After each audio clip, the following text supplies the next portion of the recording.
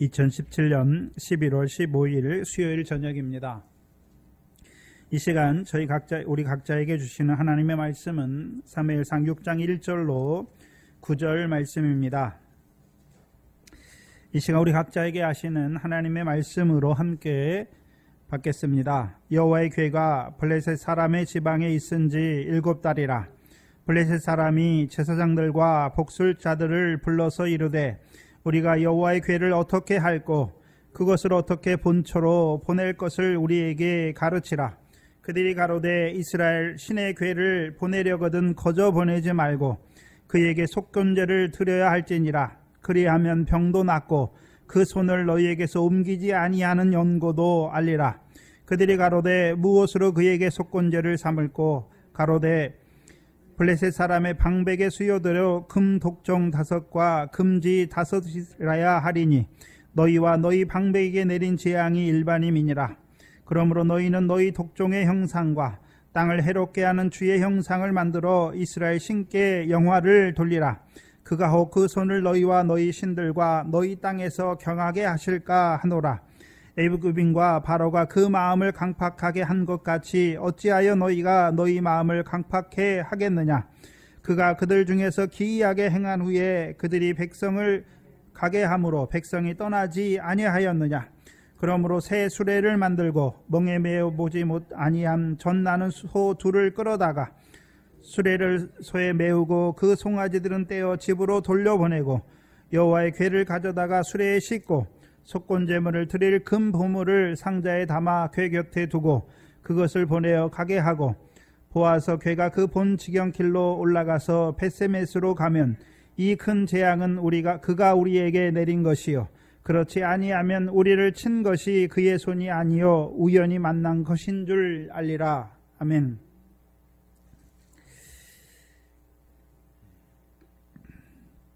가나안 땅을 기업으로 받은 자들에게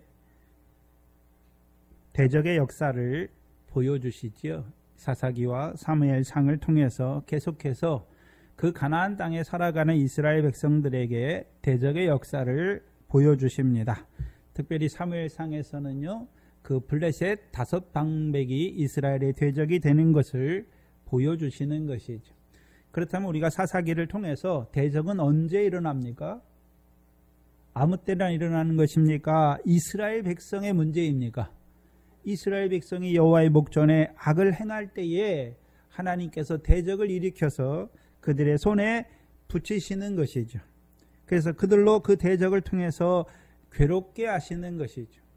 그래서 우리가 사사기에 살펴봤던 대적의 역사들, 즉 종려나무 성읍을 점령하고 이스라엘 백성에게 조공을 바치게 하는 모압 왕 에글론이 있었고, 미디안 때에는 파종하였지만 기드온 때에는 그 대적 미디안이 이스라엘 백성의 대적이 되어서 그들이 파종하였지만 그 미디안 대적이 올라와서 이스라엘 백성의 토지 소산을 멸하는 그 역사를 보여주셨죠.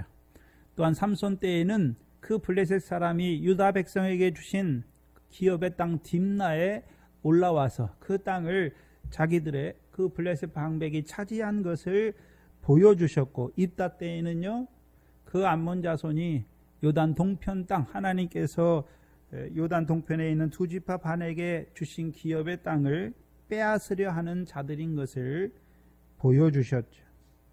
그러나 하나님께서는요, 그 괴롭게 하시는 재앙 가운데 부르짖는 이스라엘을 위하여 사사를 세우시고, 그렇죠? 사사를 통해서 이스라엘 백성의 악을 깨닫게 하실 뿐만 아니라 돌이키시고 그 대적의 손에서 구원하셔서 땅의 태평을 이루시는 그 역사를 보여주셨죠. 또한 그 대적의 역사를 통해서 이스라엘 백성 속에 있는 그 대적의 요소, 악의 요소를 깨닫게 하신 것이죠. 그럼 사무엘상에 나오는, 그렇죠? 사무엘상에 나오는 이스라엘의 주 대적은 블레셋이죠. 그래서 이 사무엘 이후에 사울 왕 때도 대적이 블레셋이죠. 다윗 때에도 그 대적이 블레셋인 것을 알 수가 있지요.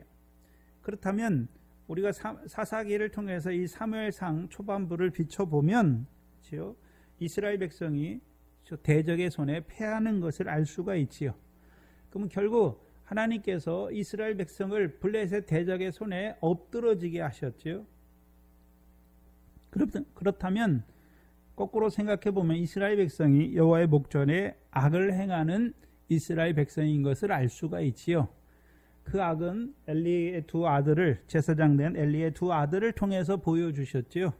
여호와의 제사를 멸시하고 여호와께서 이스라엘에게 드리는 제물과 예물을 짓밟는 이스라엘 백성인 것을 보여주셨죠. 그래서 블레셋을 통하여 저주를 자취하는, 여호와의 제사를 멸시하는 그 제사장들과 제사장을 따르는 자들을 하나님께서 심판하셨죠.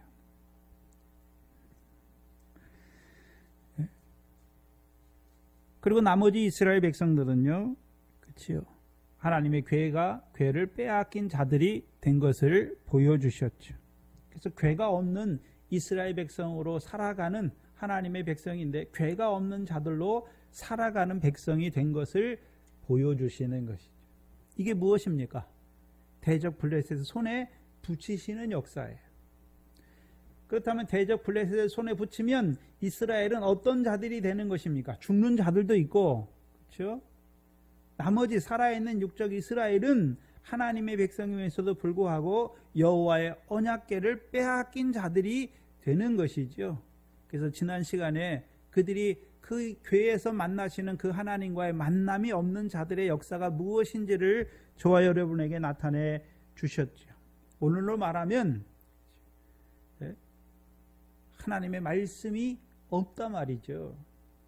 말씀이 없다 말이죠.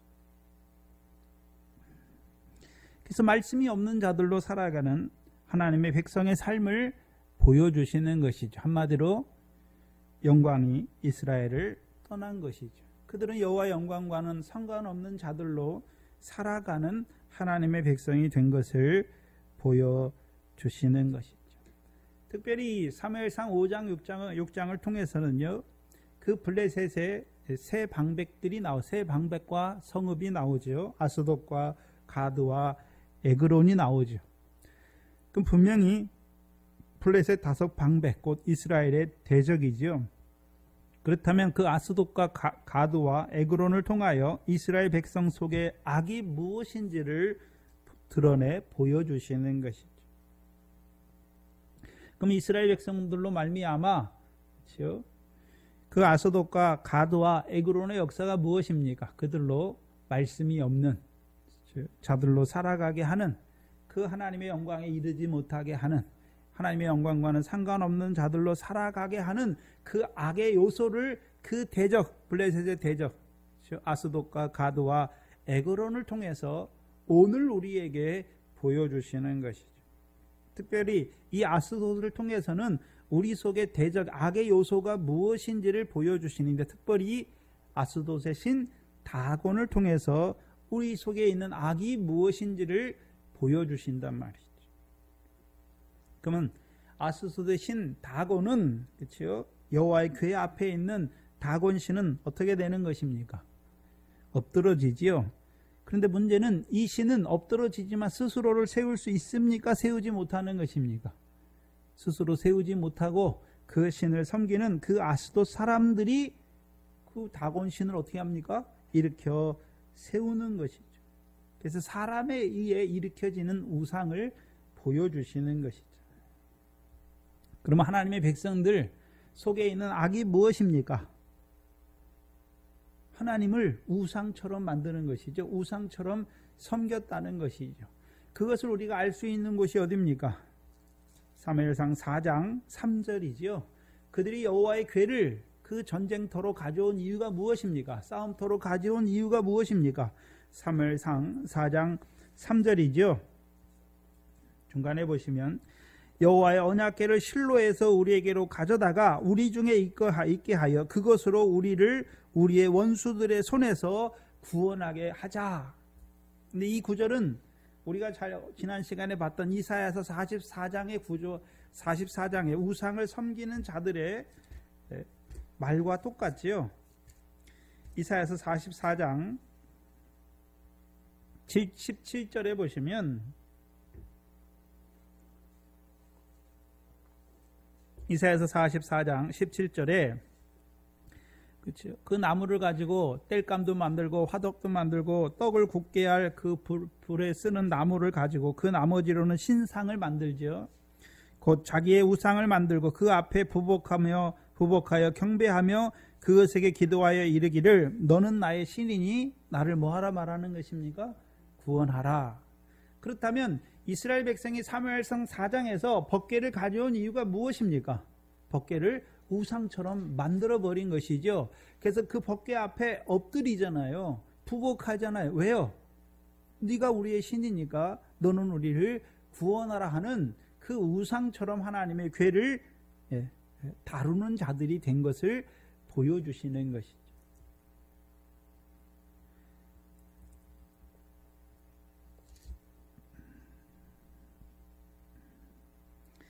봐야 하는데 특별히 언약궤잖아요. 그렇죠? 하나님의 궤 안에는 증거의 두 돌판이 있지요. 그렇다면 하나님이 그 언약의 두 돌판, 이스라엘 백성에게 언약의 두 돌판은 우리가 출애굽기 19장에 가서 보시면 그렇죠. 하나님이 율법의 두 돌판을 가지고 10개의 언약의 말씀으로 이스라엘에게 언약을 세우시지요. 언약을 세우시는 이유가 무엇입니까? 그들로 하나님의 소유된 백성이 되게 하시는 것이고 제사장 나라가 되게 하시는 것이고 거룩한 백성으로 살게 하시기 위해서 주신 것이죠. 그렇다면 첫 번째 하나님의 소유된 백성이잖아요.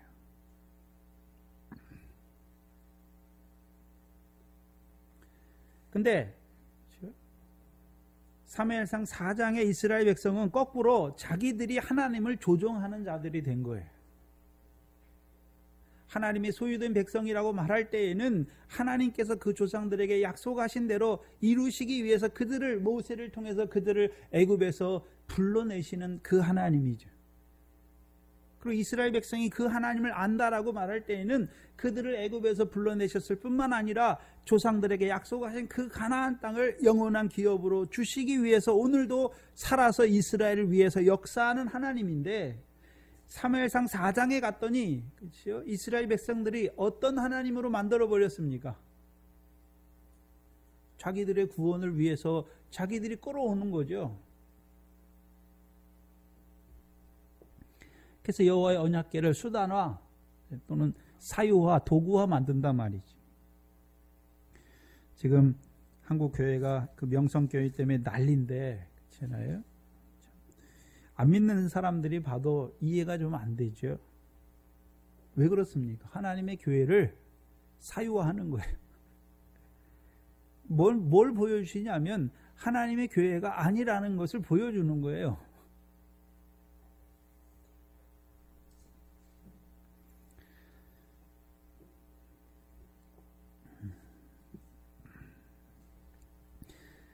자기 교회니까 자기 아들한테 물려주는 것이죠. 그럼 안 믿는 세상 사람들, 그렇죠? 안 믿는 세상 사람들 어떻습니까? 네? 시편 17편 14절이잖아요. 금생의 분깃으로 만족할 뿐만 아니라 하나님의 제물로 채우심을 얻고도 그거 가지고 자기 만족을 위해서 쓰다가 그 나머지는요 자기 자식에게 유전하는 것이죠. 믿음의 소유를 유전시켜야 되는 것이지 자기가 하나님이 주신 것 그 물질을 유전하는 그런 미련한 짓을 하고 있는 것이죠.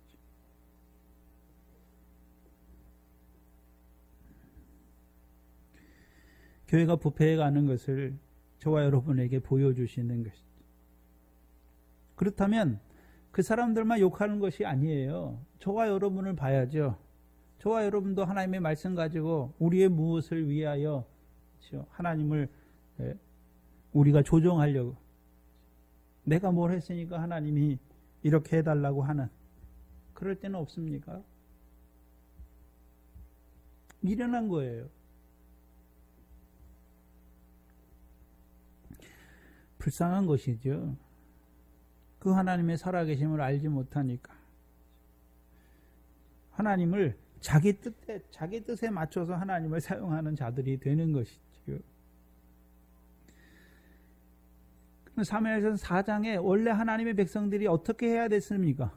왜 우리를 블레셋 자손에게 패하게 하셨는가? 여호수아 때처럼 아이에게 패할 때 여호수아 때처럼 그들이 머리를 풀고 옷을 찢고 그 여호와 앞에 나가서 금식하면서 자기들의 죄를 봐야 하는 것이죠. 근데 그건 알지 못해요. 저와 여러분도 똑같아요. 우리에게 문제가 일어났을 때 그 말씀을 통해서 우리 속에 하나님이 이것을 통하여 우리에게 무엇을 이루시려고 하는 그것을 깨닫는 것이 아니라 단지 그 어려운 환경과 시험이 빨리 지나가기를 바라는 자들이 되는 것이죠. 미련한 것이죠.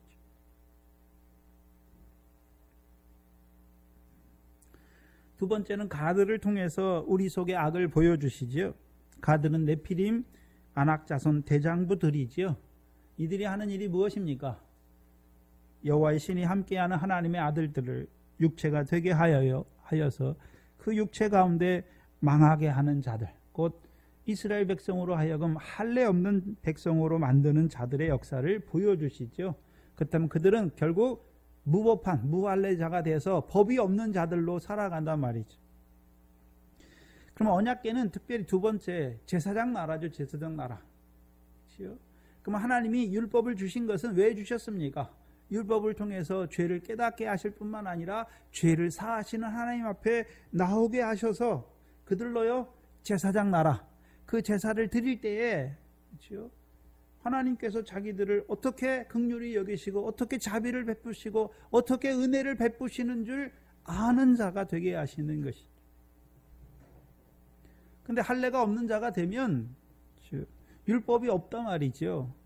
그러면 그 율법을 가지고 죄를 알지 못하는 자들이 되는 것이죠. 두 가지 요소가 있어요. 바리새인들처럼 율법으로 행함을, 그 율법의 말씀을 가지고 행함을 의지하는 자들은 자기가 행한 의를 앞세우다 보니까 죄를 알지 못하고, 반대편에 있는 자들은요 소돔과 같이 무법한 자가 된단 말이죠. 그 두 가지 역사를 보여주시는 거죠.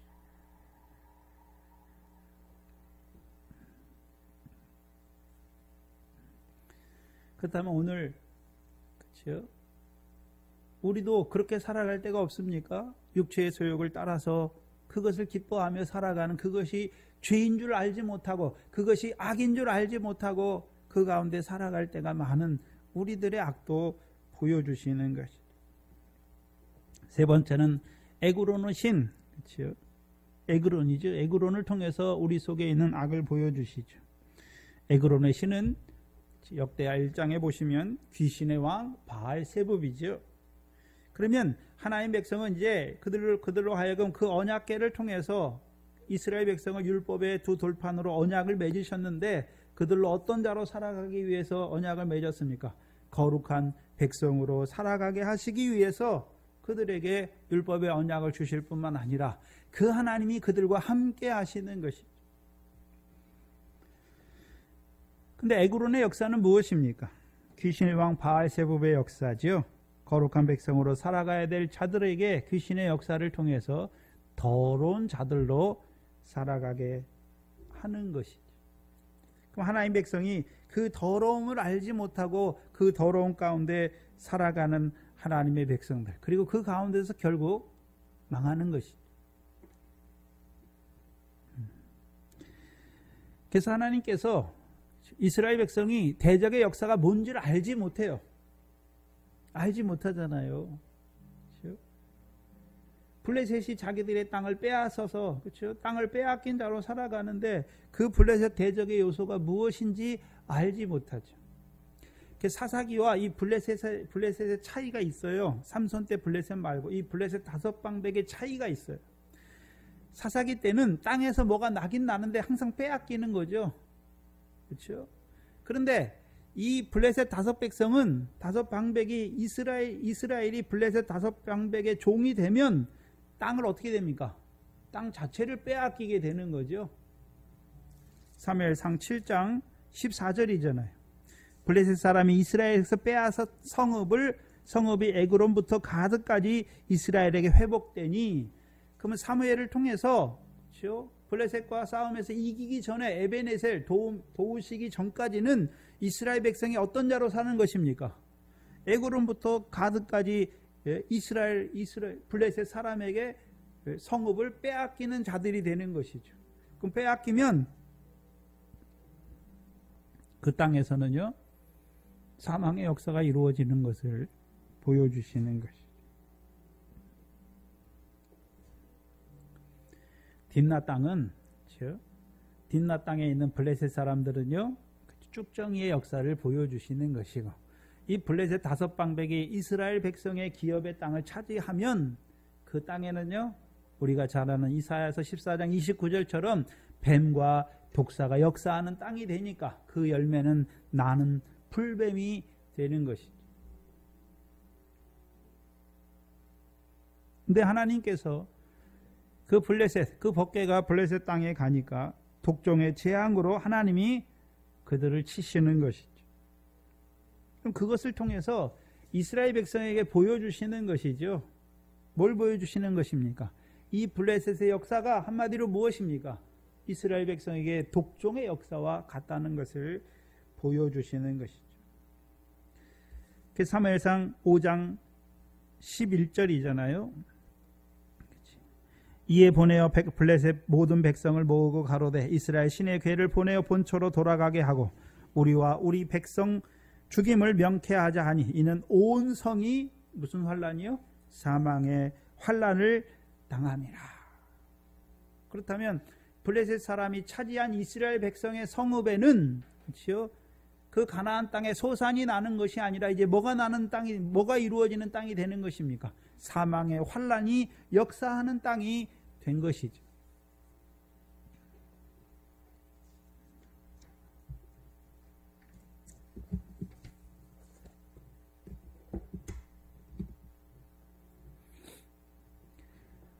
이스라엘 백성이 블레셋이 대적인 줄도 알지 못해요. 그리고 하나님께서 이스라엘 백성을 대적의 손, 그 블레셋의 손에서 구원하기 시작하시는 역사도 알지 못하는 자들이죠. 그러니까 그들이 결국 어떤 자로 살아가는 것입니까? 블레셋 사람에게 땅을 빼앗기면 그 땅이 블레셋의 종이 되면 그 땅이 사망의 환란이 가득한 땅이 된단 말이죠. 신명기 8장 8절 이하에, 그렇죠? 가나안 땅의 밀과 보리와 포도와 무화과의 소산이 풍성한 땅이 아니라 사망의 환란이 풍성한 땅이 된단 말이죠. 삼손 때 딥나는, 그렇죠? 있기는 있잖아요. 곡식이 있어요. 근데 문제는 뭡니까? 축정이었지요. 그러나 이제 블레셋 사람들이 차지한 이스라엘 백성의 땅은 없단 말이죠. 아예 사망의 환란이 가득한 땅이 되는 것이죠. 그럼 그것을 하나님의 백성에게 보여주시는 거예요. 근데 문제는 보는 자가 많이 없다는 것이죠. 그럼 오늘도 그 아스돗의 역사, 아스돗 사람처럼, 그렇죠? 하나님의 말씀을 자기에 맞춰서 합리화해서 쓰는 자들의 그의 삶은 뭐가 가득한 자입니까? 사망이 가득한 거예요. 그 가드 사람처럼 할례 없이 살아가는 하나님의 백성이 되면 그는 어떤 자입니까? 사망이 가득한 자죠. 에그론의 신 바알세부의 아래 살아가는 하나님의 백성이 되면 더러운 자로 살아가니까 그의 결국이 뭡니까? 사망이 가득한 자가 되는 것이죠.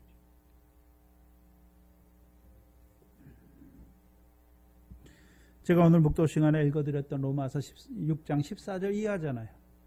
죄의 종이 되니까 그들의 결국은 무엇입니까? 그의 육체를 부정과 불법에 들여 결국 불법에 이르는 하나님의 백성의 삶을 보여주시는 거죠. 죄의 싹은 사망인 것을 보여주시는 것이죠. 그렇다면 생각해야 되는 것은 하나님이 블레셋 방백의 땅도 이미 여호수아 13장에서 이스라엘 9지파, 그 서편에 있는 이스라엘 9지파 반에게 기업으로 주신 것이죠. 그런데 문제는 무엇입니까? 그 기업의 땅도 차지하지 못할 뿐만 아니라 블레셋 5방백에게 오히려 자기들에게 주신 기업의 땅도 해안받고 있는 자들로 살아가는 이스라엘 백성의 모습을 보여주시는 것이죠. 근데 그게 뭔지 몰라요.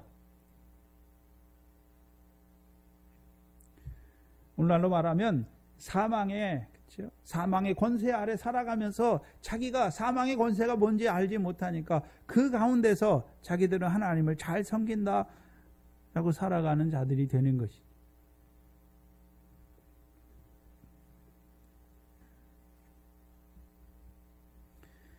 오늘 우리에게 보여주시는 거예요. 오늘도 그 부정과 불법의 그 육체를 들여서 그 불법의 일은 죄의 종로로 타는 그 하나님의 백성들의 삶의 모습을 보여주시는 것이죠. 6장 1절에 보시면 여호와의 궤가 블레셋 사람의 지방에 있은지 7달이라 말씀하십니다. 그럼 우리가 한번 생각해 봐야 되는데 여호와의 궤가 처음에 아스돗에 갔고 가드에 갔고 에그론까지 거치는 동안 그렇죠? 기간은 나타나 있지 않은데 얼마 길지 않아요. 그렇죠? 저 궤가 제일 처음에 다곤신에 들어갔더니 다곤이 엎드러졌고 또 세웠더니 그 다음날 갔더니 그렇죠? 그리고 그 땅에 사람들에게 독종을 내리니까 그들이 그 궤를 옮겨가잖아요. 가드로 옮겨가고 에그론으로 옮겨가지요. 그 기간이 나타나지 않았어요. 명시적으로 나타나지 않았지만 얼마 길지 않아요.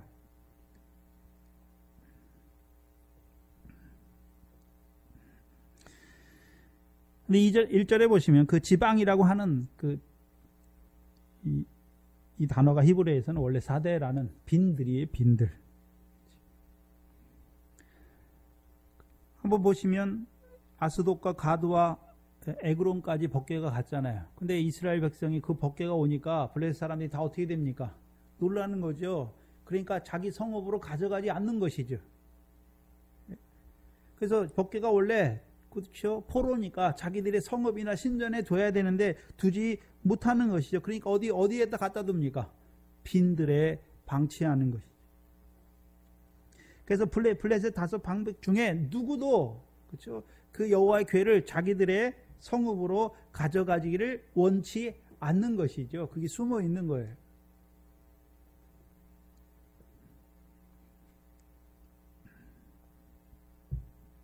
근데 이미 5장 11절에 보면 그 에그론 사람들이 블레셋 5방백을 모았고 그렇죠? 그들에게 뭐를 주장합니까? 이스라엘 신의 궤를 그 본초로 돌아가게 하자. 그래서 우리와 우리 백성이 죽임을 면하자. 그렇죠? 사망의 환란이 가득하게 되었다. 그 에그론 사람들이 말하죠. 근데 에그론 사람들이 그렇게 말했는데 만약에 그 블레셋 5방백과 그 블레셋 백성들이 그것을 좋게 여겼으면 그때 보냈겠지요. 근데 그때 보내지 않았단 말이죠. 왜 안 보냈습니까? 6장 6절에 보시면 사무엘상 6장 6절에 보시면 애굽인 바로가 그 마음을 강팍하게 한 것 같이 어찌하여 너희가 너희 마음을 강팍하게 하겠느냐 한 거 보니까 블레셋 사람들 중에 방백과 사람들 중에 어떤 자들이 있었단 말입니까? 마음을 강팍하게 한 자들이 있었다는 것이죠.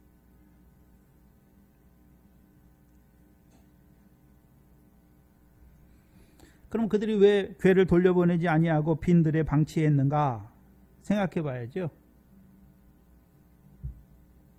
여호와 궤를 돌려보낸다는 것은 자존심이 상하는 거예요. 무슨 말이죠? 그렇죠? 블레셋과 이스라엘이 싸울 때는 그렇죠? 그들 백성의 싸움입니까? 신의 싸움입니까?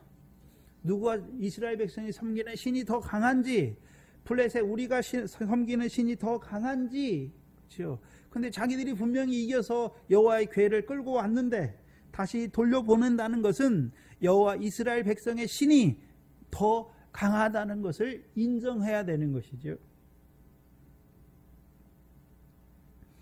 네. 그러니까 보내지도 못하고 그렇다고 그 궤를 자기들이 사는 성읍으로 가져오지 않고 빈들에 방치한 것이죠.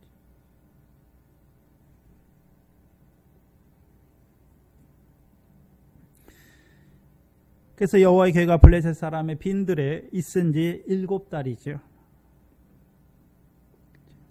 여기서 이제 달수를 밝혀놓지요.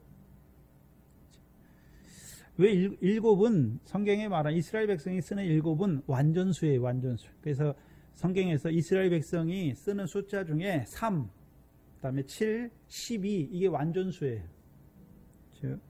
3은 삼위 하나님을 말할 때 완전수고 7이죠. 7도 완전수고 12도 완전수예요.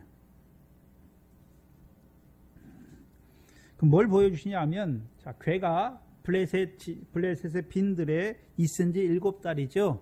그럼 그 괴는 죽은 괴입니까? 살아서 역사하는 괴입니까? 여호와의 언약궤니까 누구를 위해서요? 근데 블레셋 사람을 위한 궤입니까? 이스라엘 백성을 위한 궤입니까?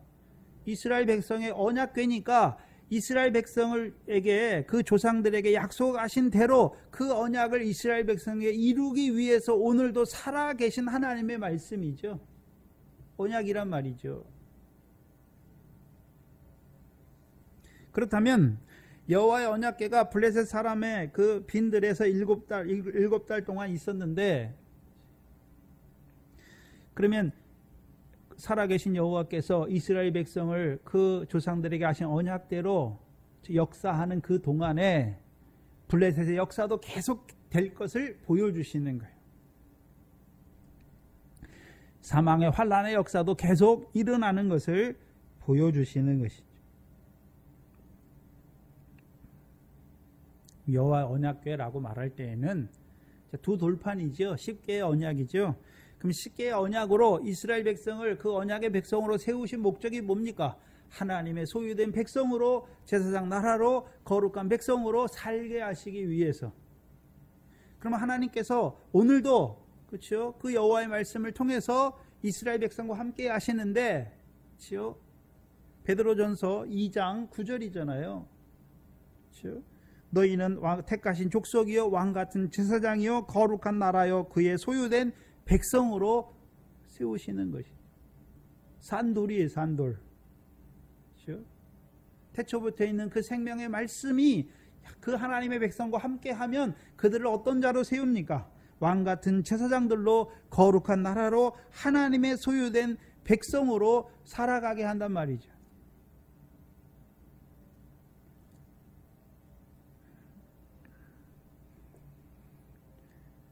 그럼 여호와의 생명의 말씀, 태초부터 있는 생명의 말씀이 그 백성과 함께하여서 그들을 하나님의 소유된 백성이요 제사장 나라요, 그렇죠? 거룩한 백성으로 살아가게 할 때에 그 하나님의 말씀의 역사만 있습니까? 블레셋과 같은 대적의 역사도 계속되는 것을 보여주시는 것입니다. 그 블레셋과 같은 대적의 역사, 이사야 14장 29절에 뱀과 독사의 역사가 계속되고 있는 것도 보여주시는 것이죠. 근데 문제는 하나님은요, 산자의 하나님이잖아요. 산자의 하나님이죠. 그럼 하나님이 산자라니까 아브라함이 살아서 하나님을 믿었다는 것을 말하는 것이 아니라, 그렇죠? 갈대아 우르의 흑암, 다른 신을 섬기던 죽은 자로 살아가는 그에게 하나님이 자기 영광을 계시해서 그를 살리셨단 말이죠.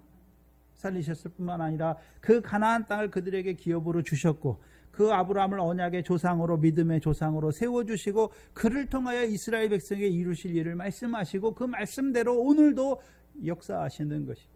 그래서 저와 여러분도 오늘, 그렇죠? 아브라함의 자손이잖아요. 믿음으로 말미암은 자는 아브라함의 아들이다 라고 말씀하셨잖아요. 그럼 아브라함이 뭘 믿었습니까? 아브라함이 뭘 믿었나요? 아브라함의 자손으로 오실 그리스도로 말미암아 하나님의 백성들에게, 하나님의 백성을 새 언약의 백성으로 세우실 것을 바라본 것이죠.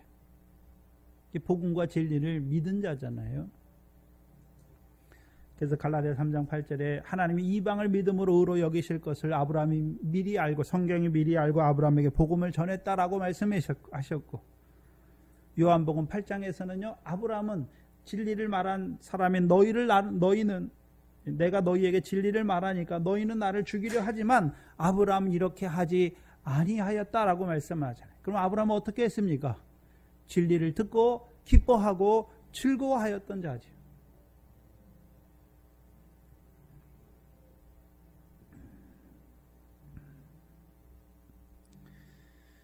그럼 오늘도 그 언약의 하나님이 살아계셔서, 오늘도 하나님의 백성을 산자의 하나님을 섬기는 자로 세워가시는 것이죠. 그럼 반대로 이 블레셋의 역사는 무엇입니까? 죽은 자의 하나님을 섬기게 하는 것이죠. 그래서 마태복음 22장에 그 부활이 없다 하는 사두개인과의 대화를 통해서 부활에 대해서 부활에 관하여 말할진대 너희가 성경에서 읽어보지 못하였느냐. 하나님은 아브라함의 하나님, 이삭의 하나님, 야곱의 하나님, 곧 죽은 자의 하나님이 아니라 산 자의 하나님이다 라고 말씀하신 것이죠. 그럼 블레셋의 역사는 죽은 자의 하나님, 하나님을 모르는 게 아니에요. 하나님을 알아요. 근데요, 죽은 자의 하나님을 섬기는 자들로 만드는 것이죠. 바리새인들 보세요. 그렇죠? 하나님을 누구보다 열심히 섬기는데 하나님이 보실 때에는 그렇죠? 하나님을 섬기는 것입니까? 아니면 귀신의 교훈을 따라 행하는 것입니까? 외식하는 그 교훈을 따라 오히려 대적하는 자들인 것을 보여주시는 것이죠. 근데 하나님의 궤가 이스라엘의 빈들에 있잖아요. 그 블레셋 지역에 있는데 빈들에 있죠. 빈들에 있다는 말은 어떤 말이냐면 여호와의 궤와 함께하는 사람들, 궤가 있으면 블레셋의 역사가 사망의 환란의 역사가 있습니까? 그것이 다 하나님의 궤 앞에서는 그 사망의 역사도 다 엎드러지는 것이죠. 여호와의 궤가 있으면 그 블레셋이 사망의 환란으로 역사하는 것이 아니라 오히려 그것이 발등상이 되어서 이제 사망의 권세를 이기는 하나님의 백성들로 세워가시는 역사라는 것이죠. 그래서 블레셋의 싸움은 반드시 이스라엘 백성이, 하나님의 백성은 반드시 거쳐야 하는 싸움이에요. 거쳐야 하는 싸움이에요. 그걸 거치지 못하면, 블레셋 싸움을 거치지 못하면 믿음이 자랐지만 결국 블레셋의 종이 되어서 그렇죠. 그 가운데 살다가 사망의 환란 가운데 죽는 자가 되는 것이죠. 그러면 그렇죠? 누가 블레셋의 역사를 이겨나가는 것입니까? 블레셋이 어떤 자들인 걸 알아야죠. 다윗과 같이 이 할례 없는 자들아 라고 말하는 것이고 그들과 자기가 싸워 이기는 것이 아니라 만군의 여호와 이름을 의지하여 나가서 싸워서 이기는 것이죠. 신약으로 말하면요. 그리스도 예수를 주로 받는 것이죠. 생명의 성령의 법이 우리가 죄와 사망의 법에서 우리를 해방시키는 것이 아니라 그리스도 예수 안에 있는 그 생명의 법 아래, 생명의 성령의 법 아래 살아갈 때 죄와 사망의 법을 이기는 자로 살아가는 것이죠. 한마디로 죽으신 뒤에도 흘리시는 그 피와 물로 말미암아 이기는 자가 되는 것이죠. 그것이 요한일서 1장 9절이죠. 우리가 태초부터 있는 그 생명의 말씀으로 살리심 받았지만 여전히 우리는 어떤 자입니까? 죄가 있는 자인 걸 바라보면서 그래서 우리의 죄를 자백하는 것이죠. 그럼 하나님은 미쁘고 의로우사 우리의 죄를 어떻게 하십니까? 사하시기만 하십니까? 이제 깨끗게 하십니까? 깨끗게 하시는 것이죠.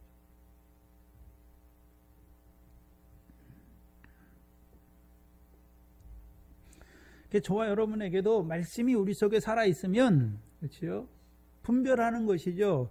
블레셋 대적의 역사, 나에게 사망의 환란을 이루는 역사가 무엇인지를 알게 되고 그것이 밖에 있는 것이 아니라 내 속에 있잖아요. 부정과 불법이 내 속에 있는 것을 알게 되는 것이고 그 부정과 불법을 인하여 하나님 앞에 죄인의 모습으로 나갈 때 우리를 사해 주실 뿐만 아니라 이제 생명의 성령의 법으로 하나하나 어떻게 합니까? 이기게 하시는 것이죠. 해방시켜 주실 뿐만 아니라 우리 주 예수 그리스도로 말미암아 이김을 주시는 것이죠. 그래서 이제 우리가 어떤 자로 살아가는 것입니까? 사망아 너의 이기는 것이 어디 있느냐? 전에는 사망이 우리를 잡았어요. 붙잡아서 우리 가운데 역사에서 우리가 죄로 말미암아 사망 안에서 죄가 왕노릇했는데 이제는요 죄에 대해서 죽게 하시는 것이죠. 죄에 대해서 죽게 하시는 거예요. 그래서 그리스도 예수의 십자가는 예수님만 못 박히는 것이 아니라 우리도 육체와 함께 정과 욕심이 같이 그리스도와 함께 장사되는 것이죠.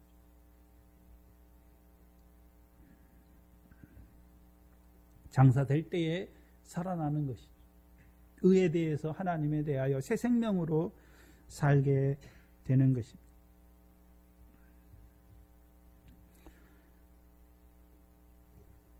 그러면 그 일은 세상 끝날까지 있단 말이죠. 그렇죠? 창세기에서는요. 그 네피림 아낙 자손들이 이루어가는 역사를 보여주셨고, 예? 이 다윗 때 이 사무엘 상에서도 블레셋의 역사를 보여주시고, 신약에서도 보여주시잖아요. 그 사망의 권세, 그렇죠? 사망의 권세가 역사에서 하나님 백성을 그 사망의 권세로 죽이는 역사가 계속되는 것을 보여주신단 말이죠. 7달인 7이라고 말할 때는 이제 그 천년왕국이 7제잖아요. 천년왕국이 풀리고 나면, 끝나고 나면 곡과 마곡의 전쟁까지 있는 것을 보여주시는 것입니다. 2절에 보시면 블레셋 사람이 제사장들과 복술자들을 불러서 이르되 우리가 여호와의 궤를 어떻게 할꼬 그것을 어떻게 본초로 보낼 것을 우리에게 가르치라. 그럼 궤를 이제 돌려보내고자 하는 자들이 모인 것이죠. 그럼 궤를, 하나님의 궤를 돌려보내고자 하는 이스라엘 백성들은 어떤 자들입니까? 처음에 누가 그랬습니까? 에그론 사람들이었죠. 에그론 사람들. 아스돗 사람들은 그 독종으로 침을 받았지만 궤를 돌려보자는 소리는 안 해요. 가드 사람도 그 소리 안 해요. 근데 유일하게 누가 합니까? 에그론 사람들이 하잖아요. 그럼 에그론 사람들이 그 말을 하는 이유가 무엇입니까? 귀신의 왕 바알세불이잖아요. 그럼 군대 귀신을 보면 우리가 마태복음 8장에 군대 귀신이 나오는데 군대 귀신이 하나님의 아들을 모릅니까? 압니까? 알잖아요. 근데 문제는 뭡니까? 나와 무슨 상관이 있는 줄 알지 못하는 것이죠. 가드 사람은 아예 무할례자도 만드는 자들이고 이 에그론 사람들은 야고보서 2장 19절에 내가 하나님이 한 분이신 줄 믿느냐? 잘하는도다. 귀신들도 믿고 떠느니라 말하잖아요. 그럼 귀신 들린 자도 하나님을 믿긴 믿는데 문제는 뭡니까? 자기와 무슨 상관이 있는 줄 알지 못하는 것이죠.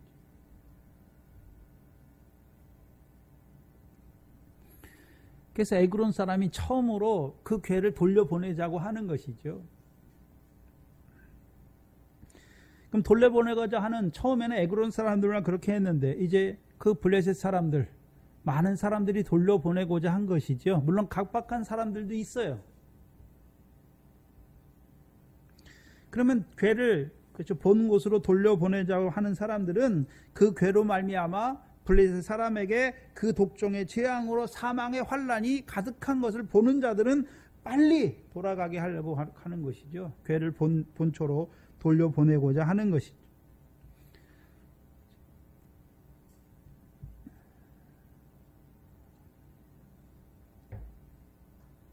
출애굽기에서도 보면은 그렇죠? 그 출애굽의 그 애굽 땅에 그렇죠? 재앙이 계속되지요. 근데 그 백성들도 완악해요. 처음에는 안 들어요. 근데 메뚜기 재앙부터는 바로의 신하들이 바로에게 가서 뭐라고 말하냐 하면은요. 어느 때까지 이 사람들이 우리의 함정이 되리이까? 그 사람들을 보내요. 그 하나님 여호와를 섬기게 하소서. 왕은 아직도 애굽이 망한 줄 알지 못합니까? 안단 말이죠. 근데 바로는요. 마음이 강박하니까 그때도 안 보내요. 마지막 장자 때 보내는 것이죠. 그럼 이 블레셋 사람들 중에서 강박한 자들도 있지만 그걸 깨달았단 말이죠. 하나님이 그렇죠. 그 궤 때문에 우리에게 그 사망의 환란을 이루고는 깨달으니까 그들이 어떻게 합니까? 빨리 궤를 보내려고 하는 것이죠. 그래서 제사장들과 복술자들을 부르죠. 그리고 어떻게 궤를 돌려보낼 건지 그 복술자와 제사장들에게 묻는 것이죠. 3절에서 5절이죠. 이스라엘의 신의 그러니까 3절에 그 복술자들과 제사장들이 하는 말이 이스라엘의 신의 궤를 보내려거든 거저 보내지 말고 그에게 속건제를 드려야 할지니라. 그리하면 병도 낫고 그 손을 너희에게서 옮기지 아니하는 영고도 알리라. 그들이 가로되 무엇으로 그에게 속건제를 드리고 삼을꼬 가로되 블레셋 5 방백의 수요대로 금 독종 5과 금지 5이라야 하리니 너희와 너희 백성에게 내린 재앙이 일반임이라. 그러므로 너희는 너희 독종의 형상과 땅을 해롭게 하는 주의 형상을 만들어 이스라엘 신께 영화를 돌리라. 그가 혹 그 손을 너희와 너희 신들과 너희 땅에서 경하게 하실까 하노라. 그럼 여호와 신에게 뭐를 드리는 것입니까? 속건제, 속건제. 그럼 속건제는 언제 드립니까? 레위기 5장을 보시면 이제 속건제가 나오는데, 레위기 5장 14절부터 속건제가 나와요. 근데 속건제는 이스라엘 백성이 딱 세 가지 경우에 속건제를 드려요.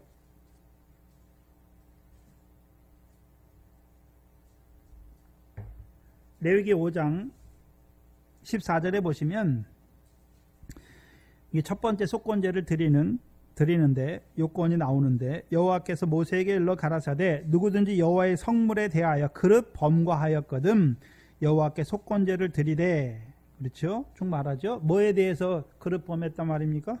성물에 대해서 그릇 범했을 때, 그게 첫 번째 속건제고, 두 번째는 17절에 보시면 만일 누구든지 여호와의 금령 중 하나를 부지 중에 범하여도 허물이라 벌을 당할 것이라. 그는 너의 지정한 가치대로 때 중 흠없는 수양을 속건 제물로 제사장에게 가져오라 말하죠. 그렇죠? 그러면 여기서 속건제를, 두 번째 속건제를 드리는 요건이 뭡니까? 허물이에요, 허물. 이게 허물이에요, 허물. 죄하고 허물하고는 약간 달라요. 그렇죠? 부지 중에 범했다는 것이죠. 그게 허물이에요. 세 번째는 6장 1절 이하에 보면 세 번째 속건제를 드리는데, 2절에 누구든지 여호와께 신실치 못하여 범죄하되 곧 남의 물건을 맞거나 전당 잡거나 강도질하거나 늑봉하고도 사실을 부인하거나 남의 잃은 물건을 얻고도 사실을 부인하여 거짓 맹세하는 등 사람이 이 모든 일 중에 하나라도 행하여 범죄하면 이 죄를 범하였고 죄가 있는 자니 그 빼앗은 것이나 늑봉한 것이나 맡은 것이나 얻은 물질이나 무릇 그 거짓 맹세한 물건을 돌려보내되 곧 그 본물의 5분의 1을 더하여 보낼 것이다. 그렇죠? 그래서 오늘날로 말하면 내가 저 사람한테 손해를 끼친 거예요. 손해배상과 함께 속건제물을 드리는 거예요. 세 가지 경우가 있어요.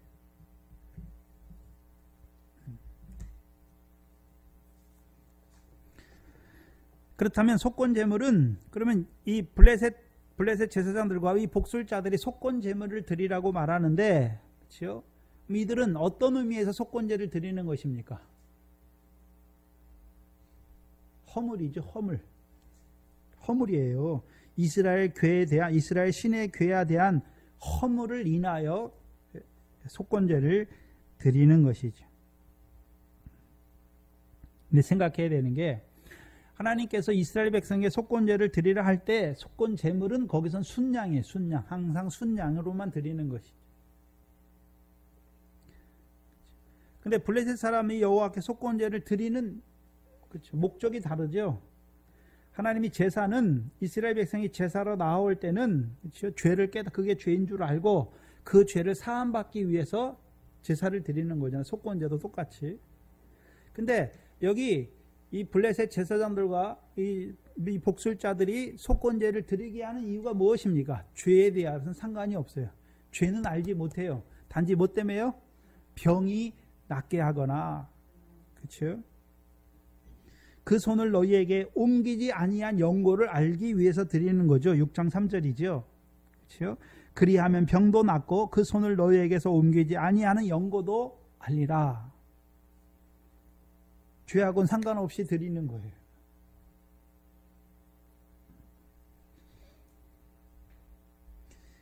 근데 속건 제물로 뭘 드립니까? 이스라엘 백성이 드리는 속건 제물은 수양을 드려야 되는데, 여기서는요, 금 독종 5과 금지 5이죠. 5절을 보시면, 그러므로 너희는, 그렇죠, 금 독종을 드리는데, 금 독종을 드리는데, 5절에 보시면, 그러므로 너희는 너희 독종의 형상이에요. 너희 독종의 형상이죠. 그 다음에요, 땅을 해롭게 하는 쥐의 형상을 만들어. 두 가지죠. 너희 독종의 형상이죠. 그렇다면 블레셋은 어떤 자들입니까? 독종의 형상이에요. 독종의 형상. 한마디로 하면.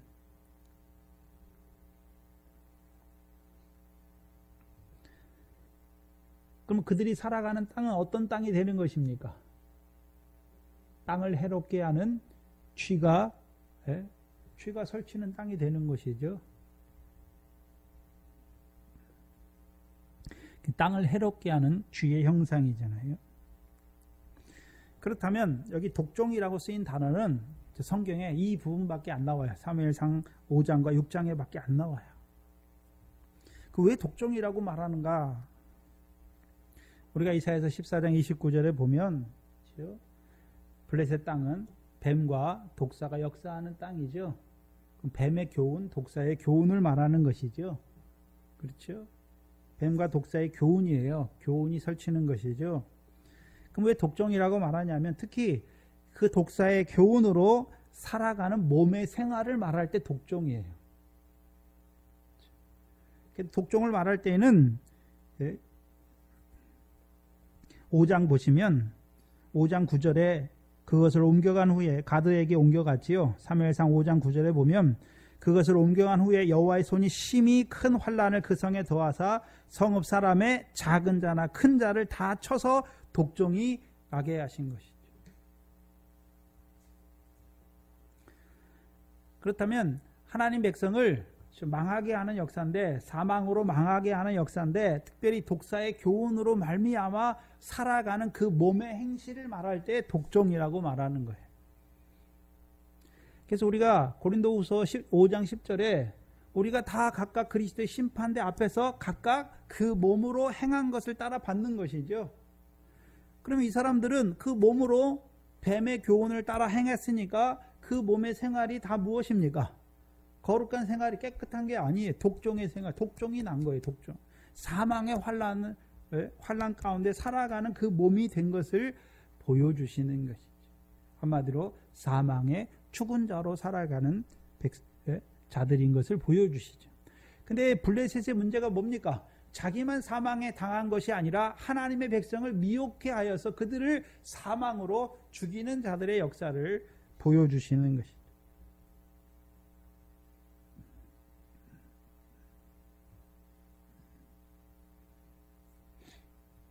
그럼 독사의 교훈은, 그렇죠, 신구약적으로 독사의 교훈이 무엇입니까? 한마디로 하나님의 계명이 아니라 사람의 계명으로 교훈을 삼아서 하나님을 경배하긴 하는데 헛되이 하나님을 경배하게 하는 것이죠.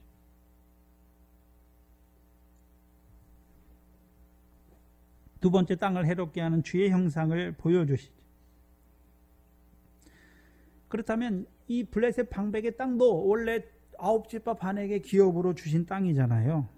근데 오히려 이스라엘 백성이 자기들에게 그 땅까지, 블레셋 방백의 땅도 자기들의 기업의 소유로 삼아야 되는데 오히려 자기들에게 기업으로 주신 땅도 빼앗기는, 해함을 받는 자들로 살아가는 것이죠. 이제 특별히 쥐의 형상을 말하죠. 레위기 11장 29절에 보면 땅에 기는 것 중에, 그렇죠, 부정한 것 중에 하나가 쥐예요. 근데 쥐가 성경에 딱 몇 군데 안 나와요.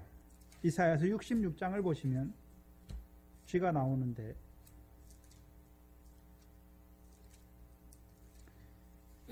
이사야서 66장 15절로 17절입니다.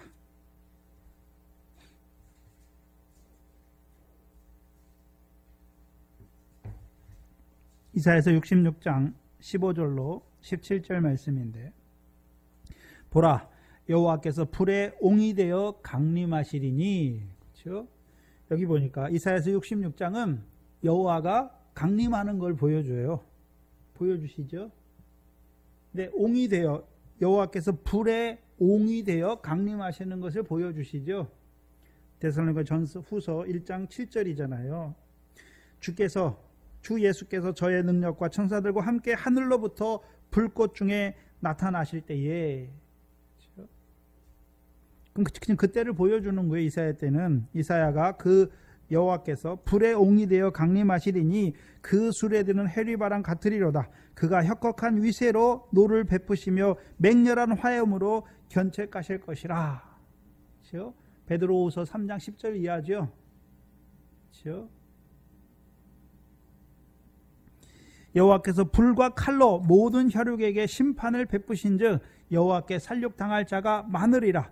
스스로 거룩히 구별하며 스스로 정결케 하고 동산에 들어가서 그 가운데 있는 자를 따라 돼지고기와 가증한 물건과 쥐를 먹는 자가 다 함께 망하리라. 여호와의 말씀이니라. 가증한 생활을 하는 자들이죠. 망하는 거예요. 데살로니가 후서 1장 7절을 보시면, 7절 이하를 보시면,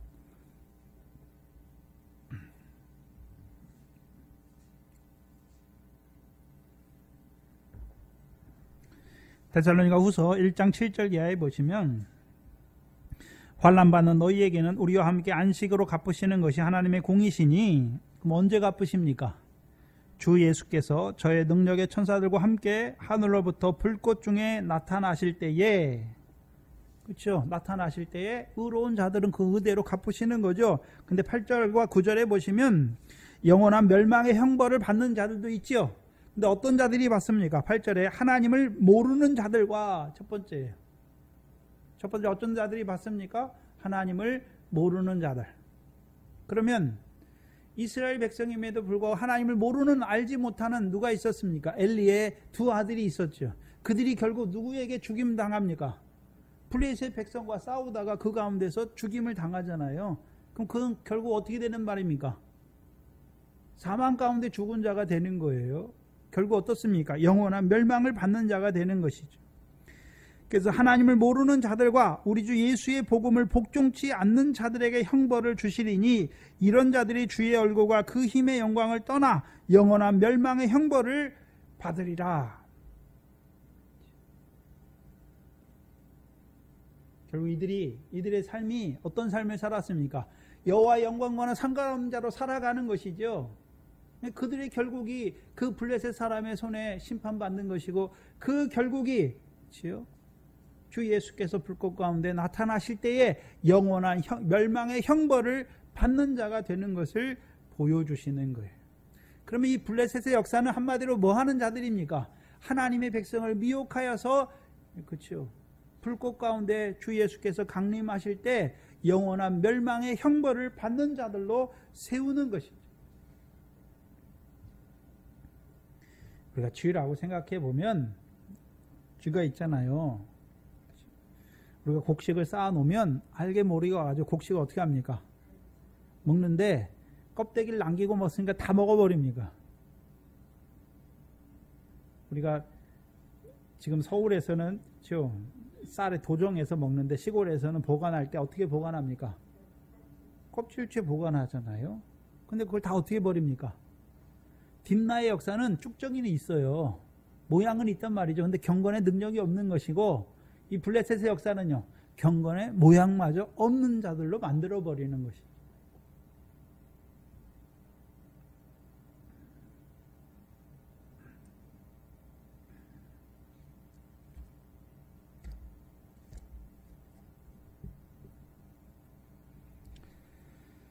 근데 그것을 만드는 이유가 무엇입니까? 그것을 통해 이스라엘의 신께 영화를 돌리라 말하는 것이지. 근데 금으로 만들어요. 그렇죠? 기드온의 금 에봇이 기드온과 그 집의 올무로 역사하는 것이고, 블레셋 사람이 드리는 속건 제물로 드리는 금 독정 5과 금쥐 5이죠. 이것도, 그렇죠, 금 에봇이 이스라엘 백성의 올무가 되죠. 이들의 역사, 그렇죠, 금 독정과 금쥐 5이 이스라엘 백성에게 올무잖아요. 그들이 어떻게 됩니까? 그 땅을 빼앗기는 것이죠. 그래서 결국 그 땅을 빼앗기는 자로 살아가는 자들, 여호와 영광이 떠난 자들로 살아가는 것이죠. 그럼 그들이 그 가운데 죽는 자들도 있지만 다 죽는 것입니까? 우리가 사망의 공고와 몸 가운데 살아가는 우리의 모습도 보여주시잖아요. 근데 결국, 그렇죠? 이스라엘이 뭘 잘해서 법궤가 돌아오는 것이 아니라 여호와께서 이스라엘 백성을 그 사망의 공고한 가운데서 구원하시기 위해서, 그렇죠, 사망의 권세를 이긴 자로 살게 하기 위해서 돌아오시잖아요.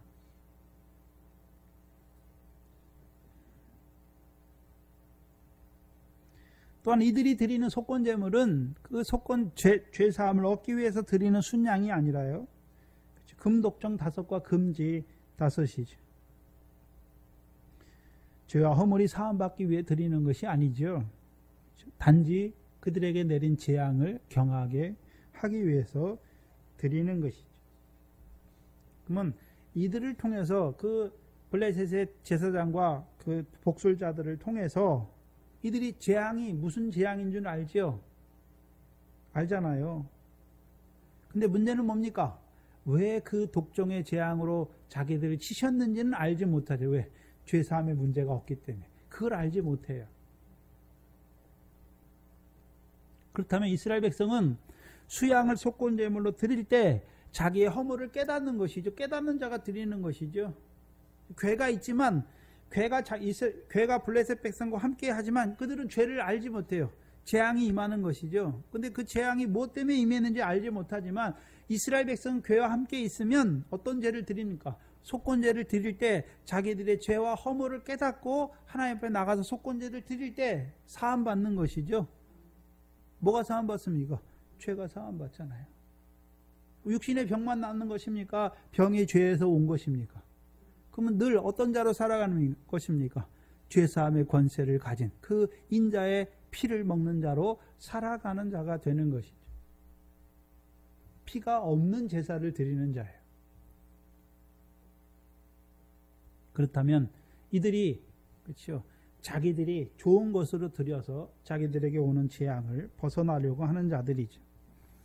6절에 보시면 애굽인과 바로가 그 마음을 강팍하게 한 것 같이 어찌하여 너희가 너희 마음을 강팍하게 하겠느냐. 그가 그들 중에서 기이하게 행한 후에 그들이 백성을 가게 함으로 백성이 떠나지 아니하였느냐. 강팍하게 하지 말란 말이죠. 나머지 사람들에게. 그러면 이 블레셋 사람들도 뭘 다 알고 있습니까? 하나님께서 애굽왕 바로와 그 강팍한 자들에게 행하신 일을 다 알고 있단 말이죠. 알고 있는데 믿지는 않는 것이죠. 모세의 장인은 미디안 제사장이죠. 미디안 제사장인데 모세가 이스라엘 백성에 행하신 일을 미디안 제사장 이들에게 다 말하니까 그가 누구를 찬송합니까? 이스라엘에게 이루신 여호와를 찬송하는 자가 되는 것이죠.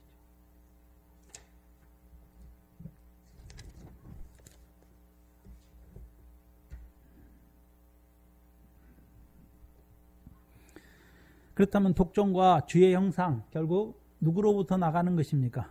제사장과 복술자들을 통해서 퍼지는 거예요.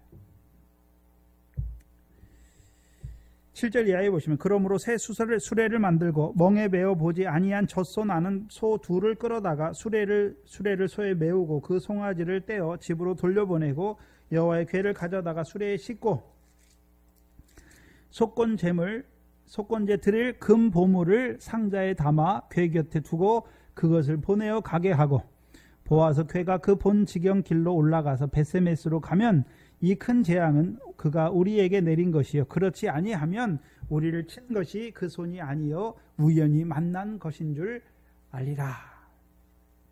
이 제사장들의 문제가 뭡니까? 시험하는 것이죠. 하나님을 시험하잖아요. 분명히 여호와의 손이 함께해서 쳤는데, 그렇죠? 이들이 수레에 가져가지고, 그렇죠? 시험하는데 조건을 만드는데, 그렇죠? 젖나는 소죠. 근데 멍에 메어보지 아니하는 소예요. 멍에 메어보지 않은 소예요. 그렇죠?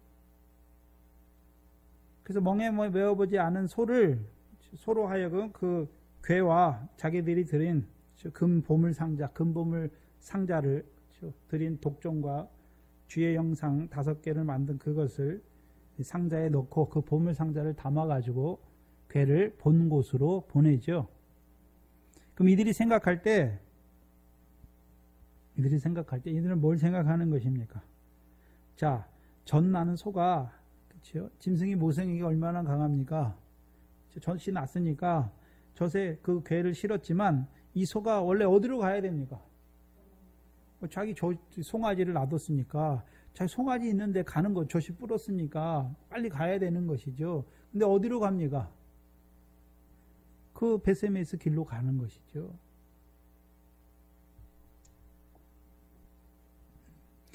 봐야 하는 것은 이들이 궤를 실어 보내는데 그 새 수레에 실어 보내고 저 멍에를 한 번도 매보지 아니한 젖나는 소에게 끌어다가 데리고 가는 것이죠.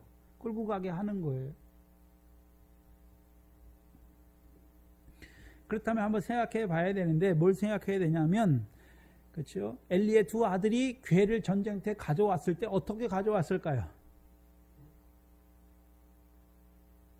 원래 괴는 우리가 민수기 10장에 민수기 지난 시간에 민수기 10장 35절에 괴가 이스라엘 백성보다 먼저 앞에 나가서 이스라엘의 행할 길을 찾으시는 것이, 그리고 인도하시는 거잖아요. 그럼 괴가 스스로 나갑니까? 제사장들이, 레위 제사장들이 괴를 메고 가는 것입니까? 괴를 메고 가는 거예요. 그러면 엘리의 두 아들이 괴를 메고 전쟁터에 갔겠습니까? 수레에 끌고 갔겠습니까? 수레에 끌고 갔다는 의미가 뭘까요? 제사장들이 괴를 맨다는 것은 우리가 말라기 2장에 보면 제사장은 여호와의 사자죠. 여호와께서 말씀을 주시는 거잖아요. 그 종에게 말씀을 주셔서 이스라엘 백성을 그 말씀을 통해서 인도하시는 것이죠. 근데 수레에 끌고 간다는 것은 자기가 하나님의 말씀을 가지고 간단 말이죠. 그래서 하나님을 조종하는 거예요. 자기들이. 그게 이스라엘 백성의 모습이잖아요. 그럼 블레셋 사람들도 어떻습니까? 결국 하나님의 말씀을 어떻게 합니까? 이용해요. 이 사람들은 왜 이용합니까? 이스라엘을 미혹하기 위한 하나님의 말씀. 자, 거짓된 자들이 하나님의 말씀 갖고 있잖아요. 근데 그 말씀을 가지고 살리는 역사를 합니까? 죽이기 위해서 열심히 합니까? 죽이기 위해서 열심히 하죠. 마귀의 욕심을 따라 오늘도 역사하는 자들의 역사를 보여주시는 것입니다. 그런데 이 엘리의 두 아들이 가져왔을 때는 괴를 수레에 싣고 왔어요. 어떻게 알 수 있냐 하면 이 괴를 이스라엘 백성이 움직일 때 이제 괴가 베세메스로 가고 기럇 여아림에 20년 있다가 이제 기럇 여아림에서 다윗이 왕이 되니까 괴를 성전에 올라올 때 시온성에 안치할 때도 그렇죠? 처음에 어떻게 올라갑니까? 수레를 끌고 와가지고 우사와 아요가 수레를 끌고 올라가잖아요. 그때 우사가 하나님이 충돌하셔가지고 우사 제사장인 그들이 죽죠. 그러니까 다윗이 괴를 자기에게 올려오기를 두려워하는 것이죠. 근데 그 다음에 올려올 때는 이제 제사장들이 메고, 레위 사람 제사장들이 메고 한 발 한 발 뛸 때마다 제사를 드리잖아요. 다윗이 기뻐하는 것을 보여주시는 거잖아요. 그렇다면 이스라엘 백성이 대제사장들도 괴를 어떻게 다뤄야 되는지를 알지 못한단 말이죠, 지금. 그러면 엘리의 두 아들이 괴를 전쟁터로 끌고 갈 때 분명히 어디로 끌고 갔겠습니까? 자기들이 메고 가는 게 아니라 수레에 끌고 가잖아요. 왜 끌고 갔습니까? 이 괴가 우리를 구원해라. 너는 우리의 신이니까 우리를 구원해라 하는 우상처럼 똑같단 말이죠. 자, 하나님 말씀을 해요, 목사들이. 무슨 말씀을 합니까? 그 말씀을 가지고 하나님 백성에게 가장 좋은 것을 드리기 위해서 그것을 자기를 살찌게 한단 말이죠. 하나님의 말씀 중에 그런 게 있어요. 율법의 복 중에 그렇죠? 세상 복이 있잖아요. 근데 그 세상 복이 전부입니까? 아니잖아요. 근데 그거 가지고 하나님 백성을 그렇죠? 하나님의 성전을 강도의 구렬로, 도적의 구렬로 장사하는 집으로 만든단 말이죠. 그게 뭡니까? 하나님의 말씀을 자기를 위해서 이용하는 것이죠.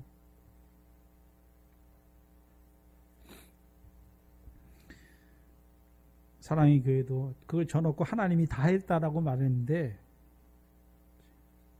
하나님이 오늘 성전에 있습니까? 솔로몬 성전도 다 망가졌는데 우리가 성전이잖아요. 그걸 지면서 신학적 바탕이 없으니까 그게 하나님의 성전이라고, 성전을 아름답게 꾸며야 된다고. 하나님은 우리 스스로 정결케 하기를 원하시, 성전은 우리가 거룩하기를 원하시는 거지 무슨 건물이 어쩌고 저쩌고 아니란 말이죠. 미련한 짓이에요. 지금 명성교회도 똑같은 거예요. 그게 하나님의 뜻이라고 말하잖아요. 건물 짓는 게 하나님의 뜻이라고 말하잖아요. 근데 그게 하나님의 뜻입니까? 아니죠. 거짓말하는 거예요. 하나님 말씀 가지고. 그래서 하나님 말씀을 자기들 마음대로 여기다 붙이고 저기다 붙이는 거, 그게 수레에 끌고 다니는 자들이. 어깨에 맨다라고 하는 것은 하나님이 붙잡으시는 거예요. 그 종을 붙잡으시고 그에게 하나님 말씀을 주셔서 한량없이 주셔서 하나님의 백성들에게 주셔서 그들로 어디로 가게 합니까? 생명길, 영생의 길로 가게 하는 것이지.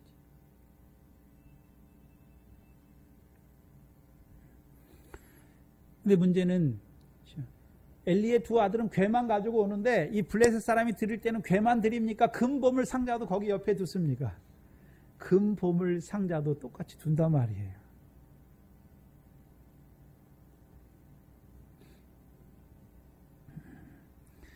그럼 하나님 백성이 그렇죠? 뭘 볼까요? 괴도 보지만 뭐도 봅니까? 금 보물도 보는 거잖아요. 금 보물 상자도 보는 자들이 되는 것이죠. 근데 그 보물, 금 보물 상자를 취하면 자기들이 죽어요. 자기들도 어떤 독종의 재앙으로, 그렇죠? 금주 영상으로 말미암아, 그렇죠? 해함 받는 자들이 되는 것이죠. 그래서 블레셋 사람들이 그걸 보내잖아요. 이스라엘 백성에게 여호와께 속건 제물로 드려서 그걸 보내죠.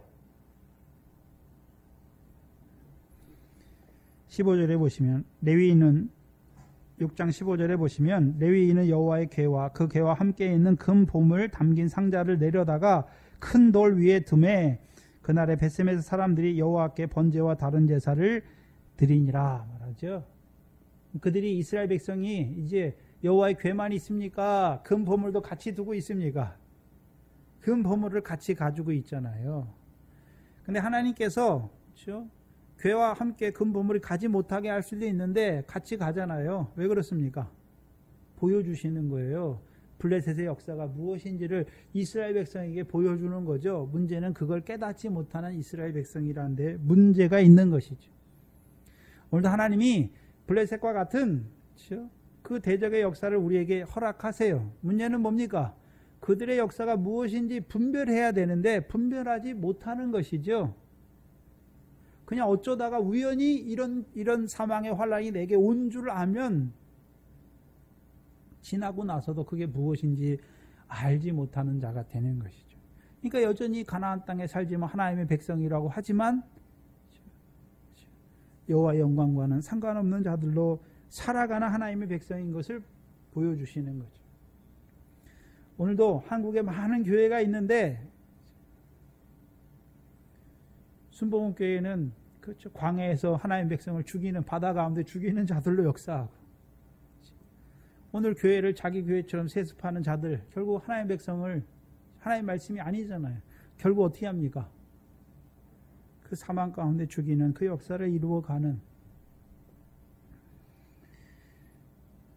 그들을 비난하기 전에 저와 여러분이 그렇지 아니한가 또한 그 가운데 죽어가는 자들을 바다와 사망과 그 음부의 권세에 죽어가는 자들을 불쌍히 여겨야 되는 것이죠. 그래서 오늘도 이 교회를 통해서 이루고자 하시는 그 생명의 역사를 이루어가는 저희들이 되어야 하는 것입니다. 기도하겠습니다.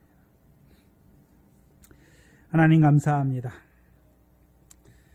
오늘도 그 믿음의 선한 싸움 우리에게 보여주셔서 우리에게 대적이 무엇인지 오늘도 뱀과 독사로 역사하는 그 나는 불뱀의 역사를 이루어가는 그 대적의 역사가 무엇인지를 그 블레셋을 통하여 오늘 우리에게 나타내 주시니 감사합니다. 우리 속에도 그러한 악한 독종과 땅을 해롭게 하는 그 주의 형상으로 살아갈 때가 많은 미련한 저희들 우리가 하나님의 형상이면서도 그 하나님의 형상으로 살아가지 못하고 그 독종의 형상과 그 주의 형상으로 살아갈 때가 많은 미련한 저희들 그 블레셋의 역사를 통해서 다시 한번 우리 속에 있는 그 악을 깨닫게 하여 주셔서 오늘 하나님 앞에 그 어린 양으로 속건제를 드리게 하시고 이제 죄사함 받는 자들로 세워주셔서 이제 우리 지체가 그 불법에 그 부정에 드리는 자가 아니라 의에 하나님께 드려서 의의 종으로 살아가는 저희들 되게 하여 주시옵소서. 오늘도 이곳에 주의 몸된 교회를 세우시고 그 이방인의 충만한 수를 채워가기를 원하셔서 이 생명의 말씀으로 영생의 말씀으로 함께하여 주시니 감사합니다. 이 영생의 말씀을 받는 자들의 한날 한날의 삶이 그들에게 주신 기업의 땅에서 하나님께서 주신 말씀을 따라 영생에 이르는 그 열매를 맺는 자들로 살아가는 저희들의 귀한 인생이 되게 하여 주시옵소서. 오늘도 이 교회가 바다와 사망과 음부 가운데 죽어가는 그들을 살리는 그 생명의 역사를 이루어가는 주의 몸된 교회가 되게 하여 주시옵소서. 감사하며 예수님의 이름으로 기도하옵나이다. 아멘.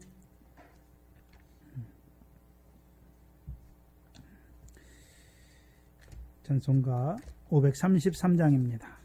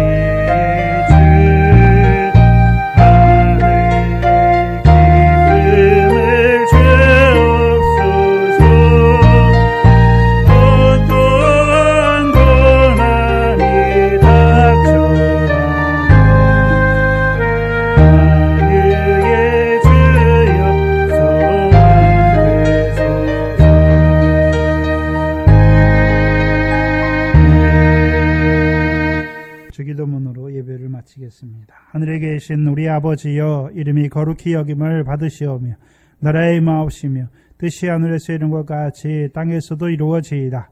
오늘날 우리에게 일용할 양식을 주옵시고 우리가 우리에게 죄 지은 자를 사하여 준 것 같이 우리 죄를 사하여 주옵시고 우리를 시험에 들게 하지 마옵시며 다만 악에서 구하옵소서.